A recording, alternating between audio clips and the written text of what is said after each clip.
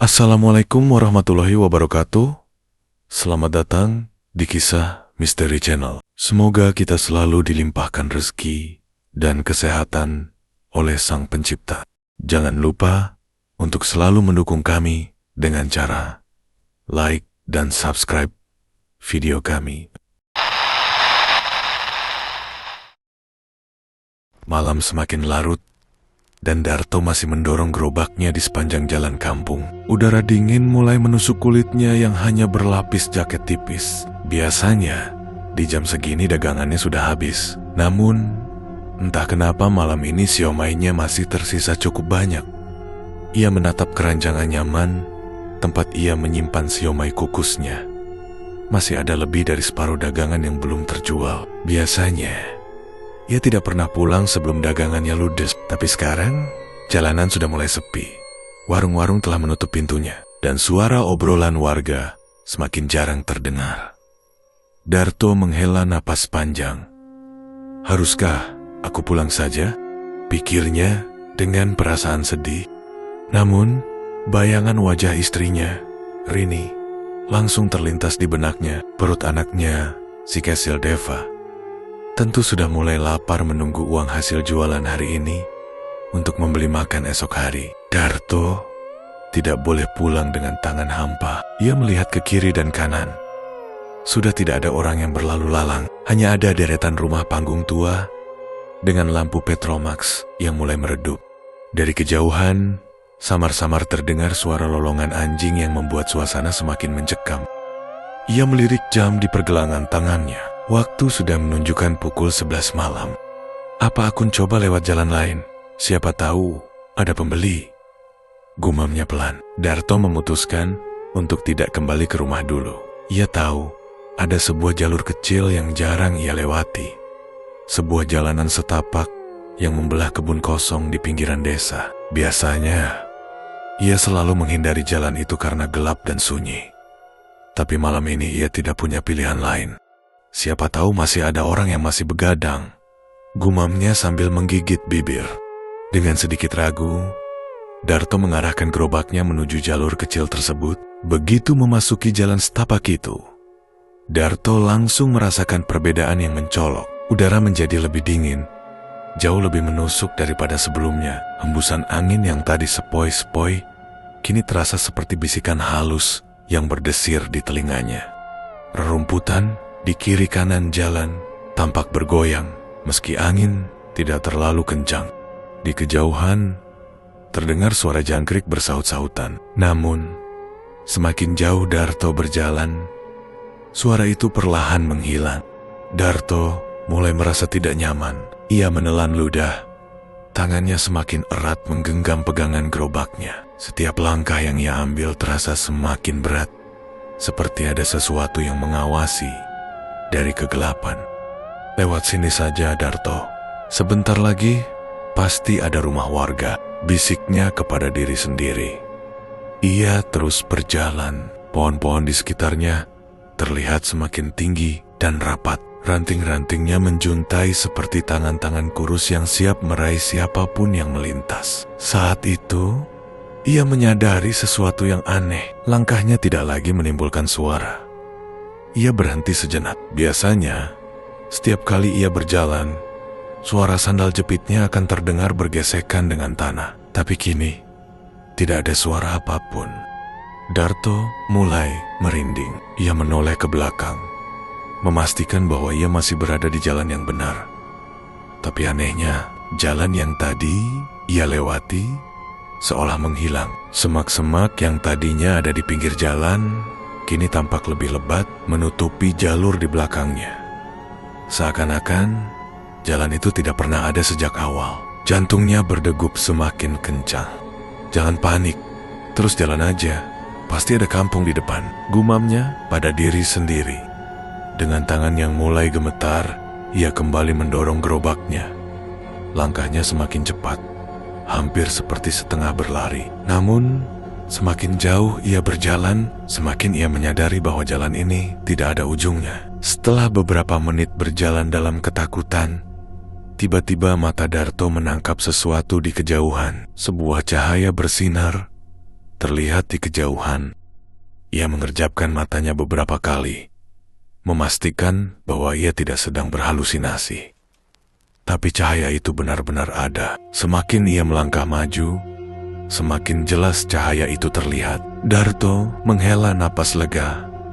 Tanpa berpikir panjang, ia mempercepat langkahnya. Gerobaknya ia dorong lebih kencang. Napasnya memburu. Bukan lagi karena ketakutan, tapi karena harapan bahwa ia akhirnya menemukan perkampungan. Dan benar saja, begitu ia mendekat, ia melihat sebuah desa yang ramai. Rumah-rumah panggung berdiri berjajar dengan lampu minyak menyala di setiap serambi. Di tengah desa, terdapat sebuah alun-alun luas yang penuh dengan orang-orang. Mereka berkumpul mengelilingi panggung besar, tempat seorang dalang memainkan pertunjukan wayang kulit. Darto hampir tidak percaya dengan apa yang ia lihat. Desa ini begitu hidup, ramai. Berbeda jauh dengan jalanan desa sebelumnya yang sudah sunyi sejak pukul 9 malam. Ia mengusap wajahnya. Mungkin aku terlalu cemas tadi. Untunglah masih ada tempat seperti ini. Ia tersenyum dan mulai memasuki desa itu.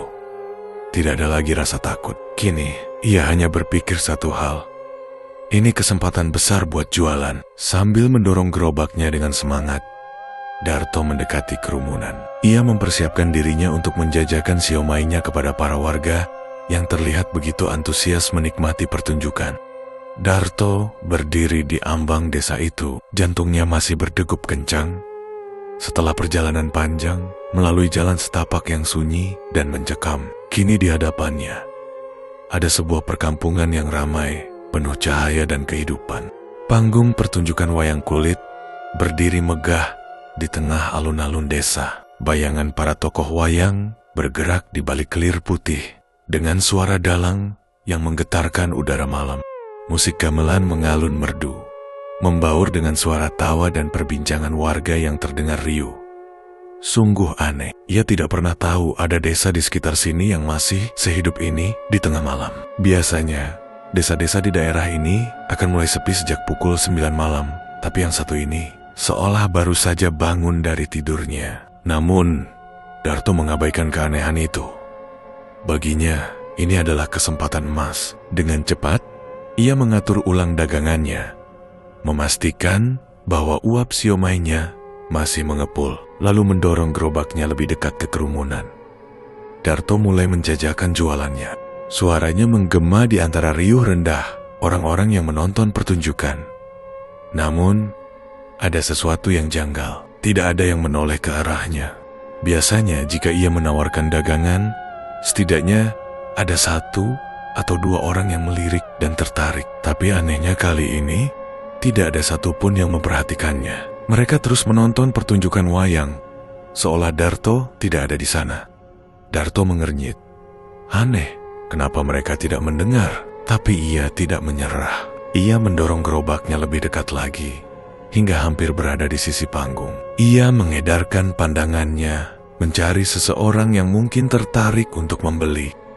Baru saat itulah ia menyadari sesuatu yang semakin aneh. Darto memperhatikan wajah-wajah orang di desa itu. Ternyata, semuanya tampak mirip.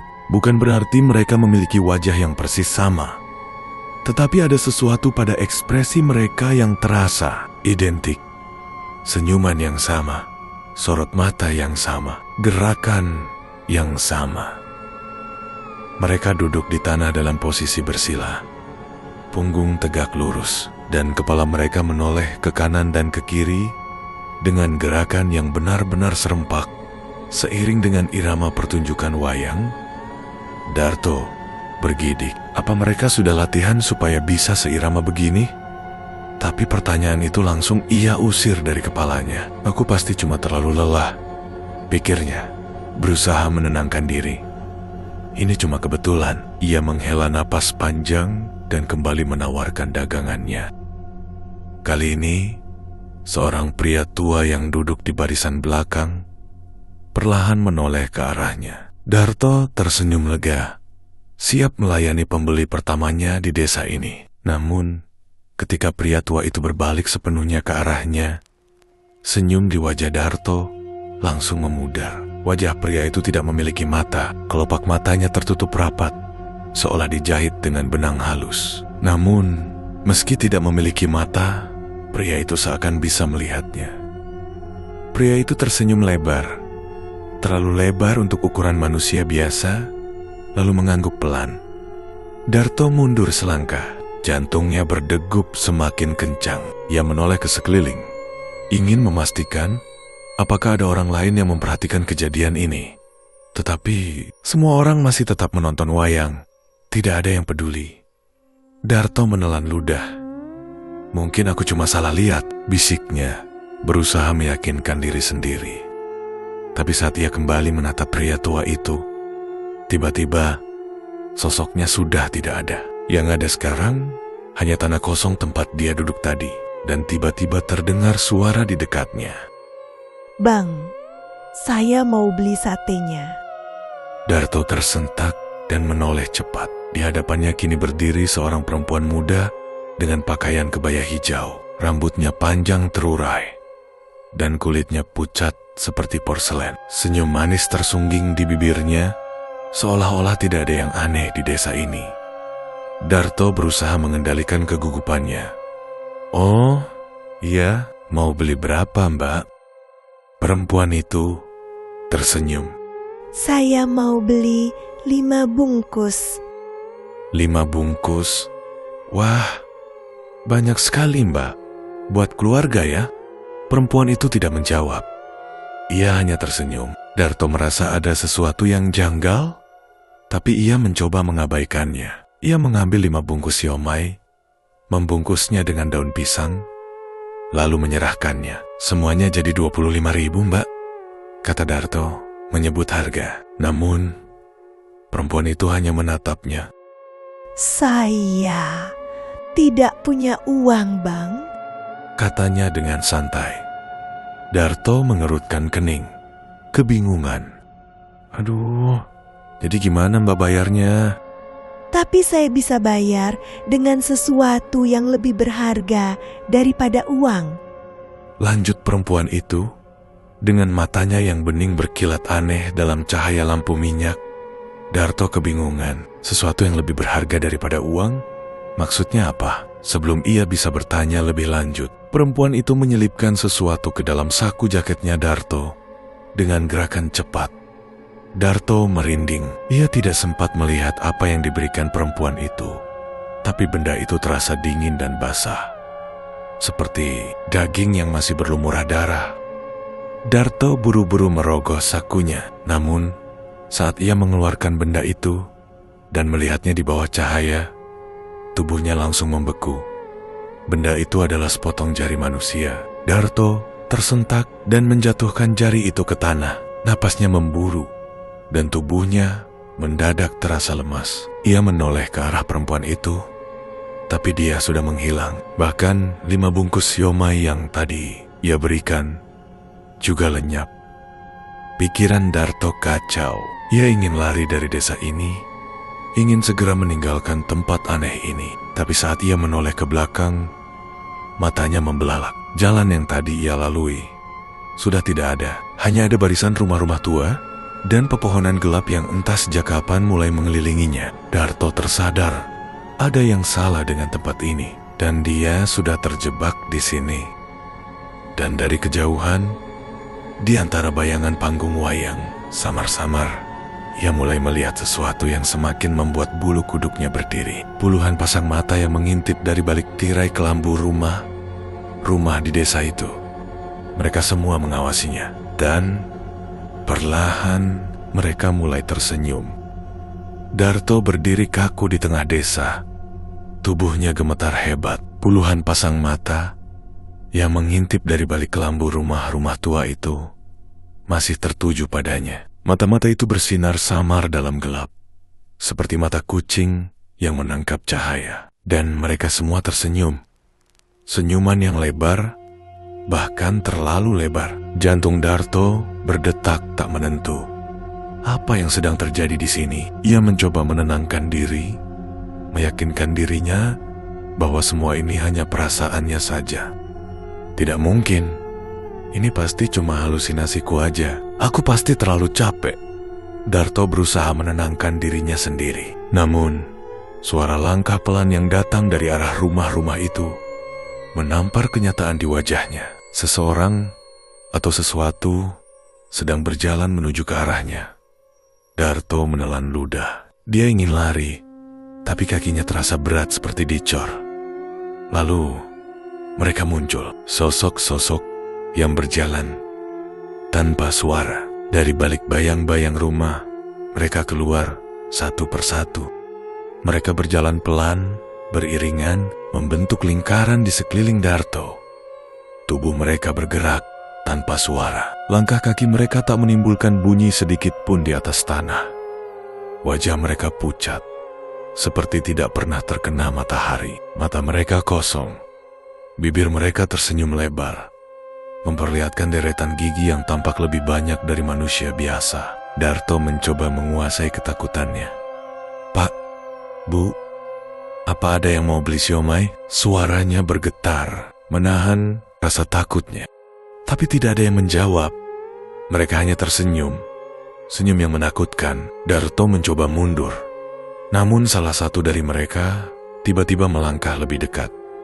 Seorang wanita tua, rambutnya panjang dan kusut, matanya cekung dan hitam seperti rongga kosong, tetapi bibirnya tetap menyunggingkan senyum.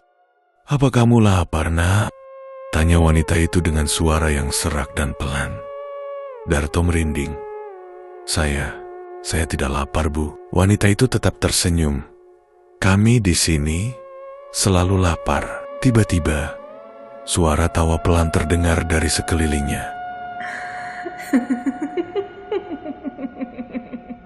Semua penduduk desa ikut tersenyum lebih lebar dan mulai tertawa dengan nada rendah yang tak wajar. Tawa yang tidak menunjukkan kebahagiaan, hanya ketakutan yang mendalam. Darto ingin berlari menjauhi kegilaan ini, tapi dia tidak tahu harus lari kemana. Wanita tua itu kemudian mengangkat tangannya. Telunjuknya menunjuk ke arah meja panjang yang entah sejak kapan telah disiapkan di alun-alun desa. Di atas meja itu tersaji berbagai makanan. Tapi begitu Darto memperhatikan lebih dekat, isi meja itu membuatnya hampir muntah. Ada piring-piring berisi potongan tangan, mangkuk besar berisi gumpalan daging mentah, serta kepala manusia yang diletakkan di tengah-tengah meja dengan mulut menganga seakan sedang berteriak. Bau busuknya menyeruak ke udara. Darto menutup mulutnya dengan tangan, menahan rasa mual yang mendadak menyerang. "Kamu harus makan. Di desa ini kita selalu berbagi," bisik wanita tua itu. Darto mundur perlahan, berusaha menenangkan diri. Saya tidak lapar, Bu. Saya sudah makan sebelum kesini." Wanita itu tersenyum. "Kami tidak tanya apakah kamu sudah makan atau belum," katanya pelan. "Kami hanya bilang, kamu harus makan." Mendadak, seorang pria bertubuh besar maju dari belakang wanita tua itu. Matanya merah, sorotnya kosong. Tangannya yang kurus memegang sesuatu seperti sebuah mangkuk. Mangkuk yang dipenuhi cairan hitam pekat. Pria itu mengulurkan mangkuk itu ke arah Darto.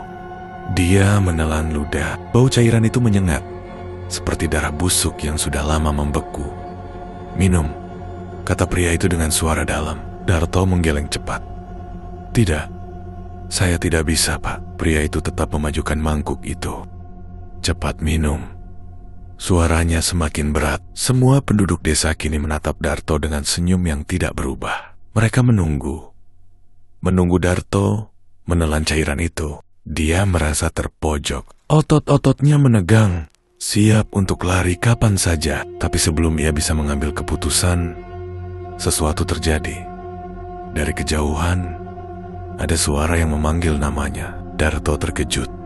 Itu bukan suara warga desa. Suara itu terdengar serak dan berbisik, namun terasa begitu dekat. Suara itu semakin dekat, seolah-olah ada seseorang yang berdiri di belakang telinganya dan berbisik langsung ke dalam kepalanya. Darto merinding. Ia ingin menoleh, tapi tubuhnya terasa kaku. Tiba-tiba, suara itu berubah menjadi tawa pelan yang panjang.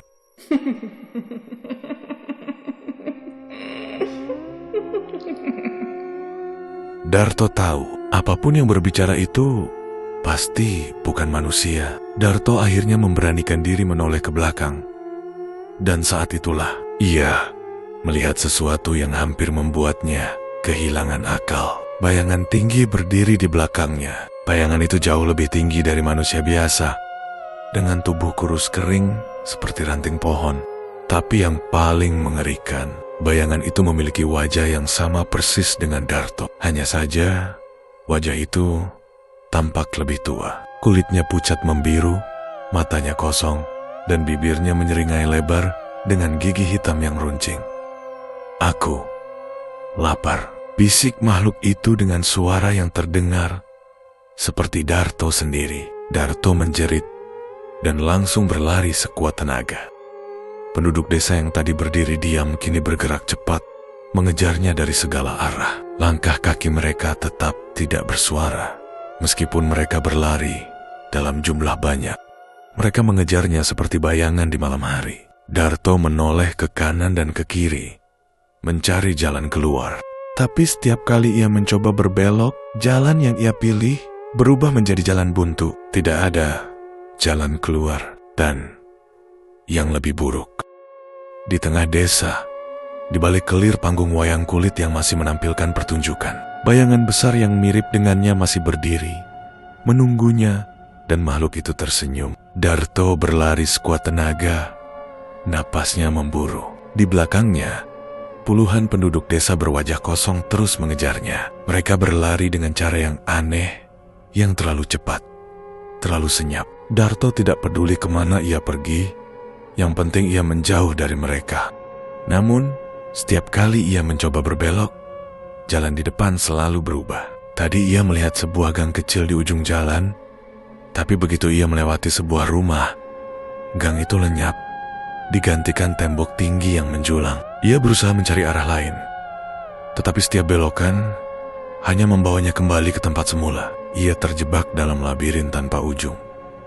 Darto menggigit bibirnya, mencoba tetap tenang, tapi tidak ada gunanya, karena rasa panik telah sepenuhnya menguasainya. Ia seperti tikus yang terjebak di dalam perangkap. Dan yang lebih mengerikan, penduduk desa tidak mengejarnya dengan terburu-buru. Mereka tahu Darto tidak akan bisa keluar. Darto melihat sesuatu di ujung jalan, sebuah gapura tua tertutup oleh akar-akar pohon raksasa. Dibandingkan terus berputar-putar dalam desa ini, ia tidak punya pilihan lain. Ia segera berlari ke sana. Tapi begitu ia mendekat, suara di kepalanya kembali berbisik, "Jangan masuk. Jangan ke sana, Darto. Kau tidak akan kembali." Darto merinding. Suara itu datang dari dalam kepalanya, seperti ada seseorang yang bersembunyi dalam pikirannya dan mencoba memperingatkannya. Tapi ia tidak punya pilihan. Penduduk desa semakin mendekat. Wajah-wajah mereka masih dengan senyum mengerikan. Namun kali ini mata mereka berubah hitam pekat. Darto tidak bisa menunggu lebih lama. Ia berlari menembus gapura itu. Begitu melewati ambang batasnya, dunia seakan berubah. Darto kini berada di dalam sebuah lorong panjang. Udara di dalam sini dingin, lembab, dan berbau busuk seperti tanah yang baru digali. Cahaya bulan yang tadi ada di langit desa kini menghilang. Ia hanya bisa melihat ke depan, karena dinding lorong ini bercahaya redup, seperti diselimuti kabut yang bersinar. Darto mencoba menoleh ke belakang. Tidak ada apa-apa. Desa itu lenyap. Ia sekarang benar-benar sendirian dalam lorong ini. Jalan satu-satunya hanya ke depan. Tidak ada pilihan lain. Darto melangkah, meskipun rasa takut terus menggigit pikirannya. Namun, semakin lama ia berjalan, semakin aneh perasaannya. Jalan ini tidak pernah habis. Dia yakin sudah berjalan jauh, tetapi entah kenapa lorong di depannya selalu tampak sama. Dindingnya tetap berkabut, lantainya tetap dingin dan lembab, seperti berjalan di tempat, seperti ia tidak benar-benar bergerak. Darto berhenti. Ia mengatur napas, mencoba berpikir jernih. Bagaimana kalau ia mencoba berjalan ke arah sebaliknya? Dengan ragu, ia membalikkan badan dan berjalan ke arah yang berlawanan. Namun, begitu ia melangkahkan kaki, ia kembali berada di posisi awal. Dia kebingungan dan tidak percaya dengan keanehan ini. Ia mencoba lagi berjalan lebih cepat, bahkan berlari, tapi hasilnya tetap sama. Tidak peduli ke arah mana ia berjalan, ia selalu kembali ke tempat semula. Darto mulai panik. Ini tidak mungkin. Ini tidak masuk akal.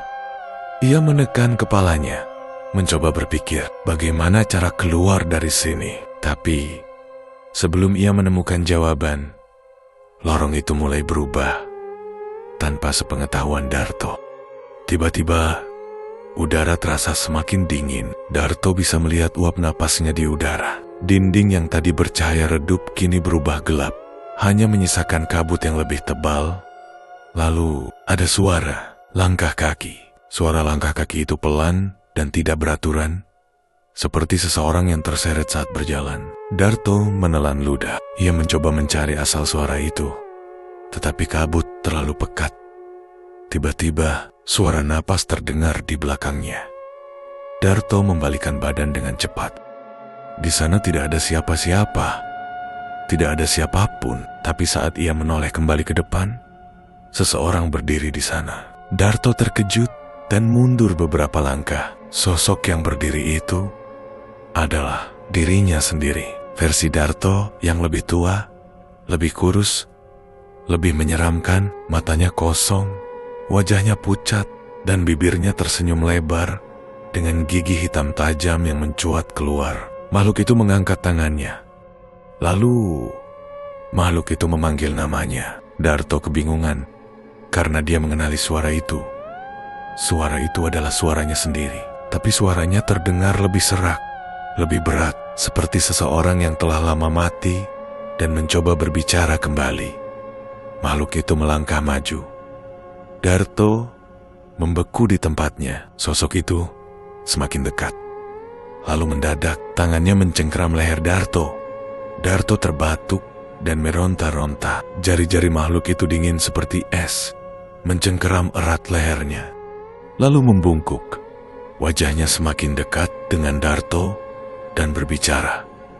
Lorong ini milik kita. Kita akan tinggal di sini selamanya. Darto mencoba meraih sesuatu apapun yang bisa digunakan untuk melawan. Tangannya teraba sesuatu yang tajam di lantai.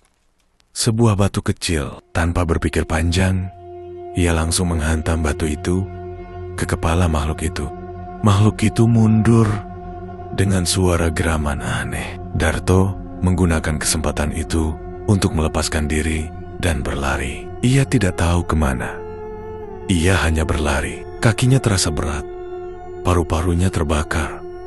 Tapi ia tidak berhenti. Di belakangnya, makhluk itu kembali mengejarnya.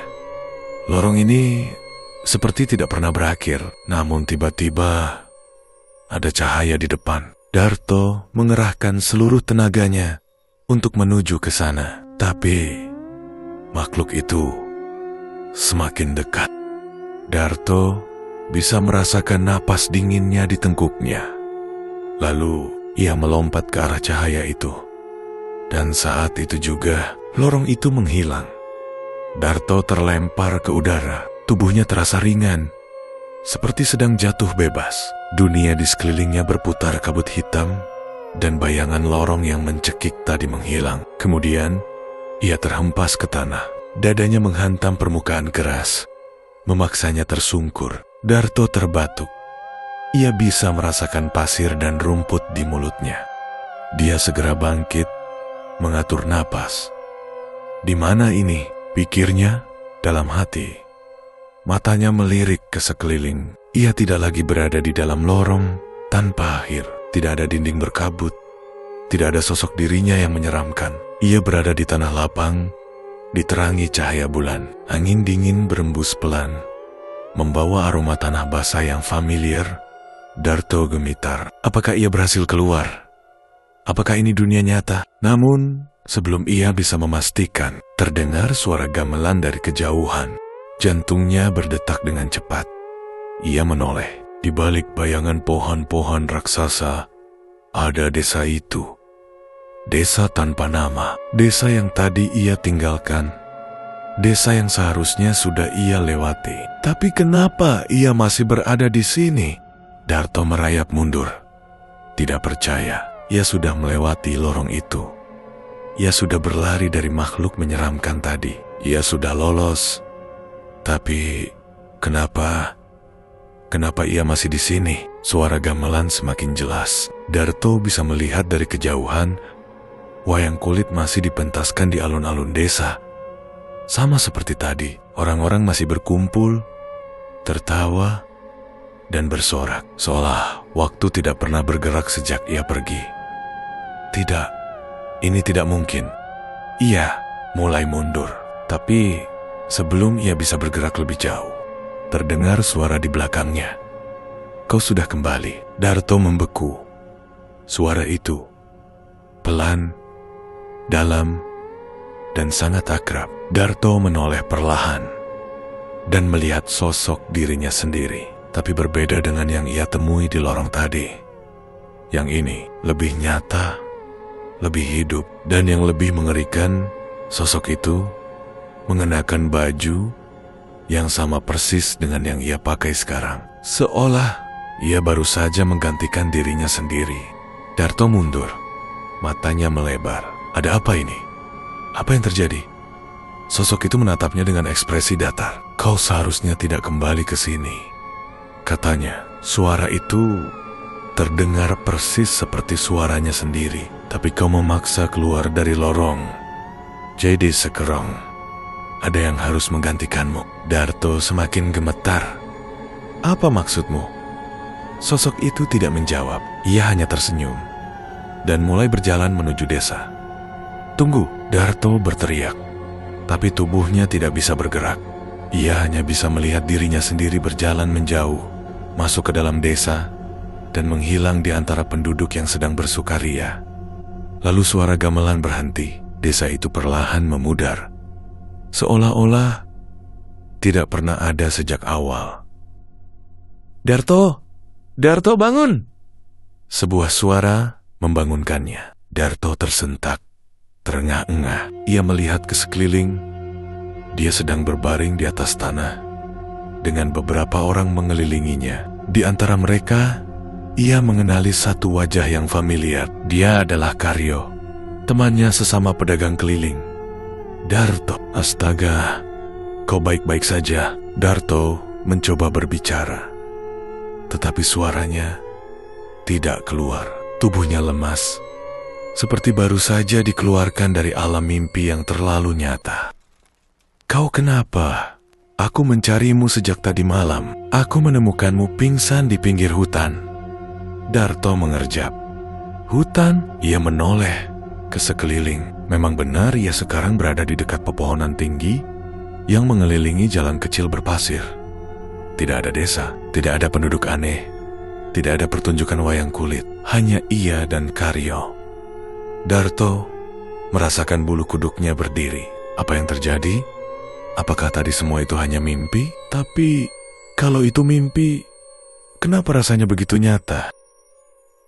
Darto mencoba bangkit dengan tubuh yang masih gemetar. Karyo membantunya berdiri, menepuk punggungnya beberapa kali. Kau ini aneh sekali. Kenapa bisa pingsan di sini? Darto tidak menjawab. Ia hanya menatap ke arah hutan. Tidak ada apa-apa di sana. Namun, jauh di dalam hatinya, ia merasa ada sesuatu yang masih memperhatikannya. Sesuatu yang belum benar-benar melepaskannya. Ia menoleh ke arah Karyo. Berapa lama aku tidak sadarkan diri? Semalam penuh. Karyo menjawab. Aku terakhir melihatmu sore kemarin. Setelah itu, kau hilang. Aku kira kau sudah pulang. Tapi pas pagi ini aku lewat jalan ini, aku menemukanmu di sini. Darto menelan ludah. Semalam penuh, jika memang benar ia pingsan selama itu. Lalu, apa yang sebenarnya terjadi di dalam lorong itu? Darto pulang ke rumahnya malam itu dengan tubuh yang masih lemas.